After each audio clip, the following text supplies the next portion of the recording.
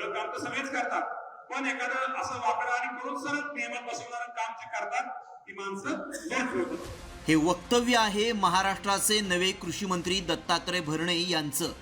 या वाक्याचा नेमका अर्थ काय? हा व्हिडिओ पुन्हा एकदा नीट पहा.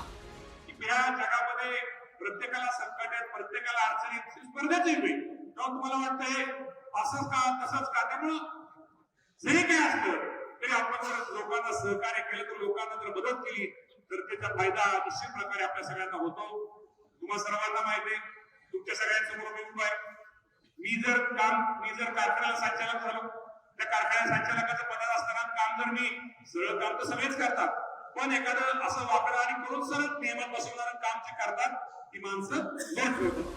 कृषी मंत्रीपदी नियुक्ती होत नाही, तोच नवे कृषी मंत्री वादात सापडले.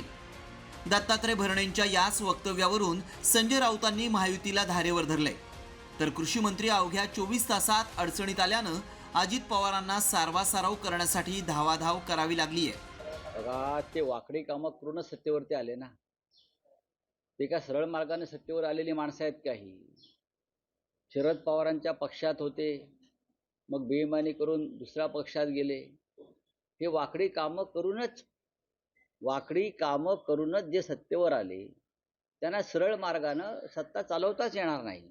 महाराष्ट्रामध्ये अशा प्रकारचीच वाकडी कामं करून सत्तेवरती आलेले आहेत. आम्ही केव्हा वापरतो विशेष अधिकार? इंडिव्हिज्युअल कोणाला फायदा देताना नाही. जर तिथल्या काही प्रश्नाची सोडवणूक करत असताना तिथं आम्हाला तो वापरावा लागला किंवा मुख्यमंत्र्यांना किंवा इतर सहकाऱ्यांना वापरायला लागला तर तो वापरला जातो. मराठी भाषा अशी आहे, त्याच्यातनं अर्थ काढावा असा काढला जातो. तुम्ही आपलं त्याच्यातनं बघा, कृषी मंत्री आता असं म्हणायला लागले, अहो एखाद्या शेतकऱ्याच्यावर संकट आल्यानंतर काही नियमाला बाजूला राहून पण आम्ही कॅबिनेटला निर्णय घेत नाही का? गेल्या काही वर्षांपासून महाराष्ट्राच्या कृषी मंत्री पदाला वादाची परंपरा लाभली आहे. एका पाठोपाठ एक कृषी मंत्री कुठल्या ना कुठल्या वादात सापडल्याचं चित्र आहे. मात्र ही वादाची मालिका नेमकी कशी आहे पाहूया. दादा भुसे कृषी मंत्री झाल्यानंतर कृषी खात्यातील नियमबाह्य बदल्यांचा आरोप त्यांच्यावर झाला. तर अब्दुल सत्तार यांच्याकडे कृषी मंत्री पदाची धुरा आल्यानंतर सुप्रिया सुळेंविषयी वादग्रस्त वक्तव्य केलं. धनंजय मुंडे कृषी मंत्री असताना कृषी खात्यात 169 कोटींच्या घोटाळ्याचा आरोप झाला. तर माणिकराव कोकाटे वादग्रस्त वक्तव्य आणि रमी खेळल्याप्रकरणी वादात सापडले.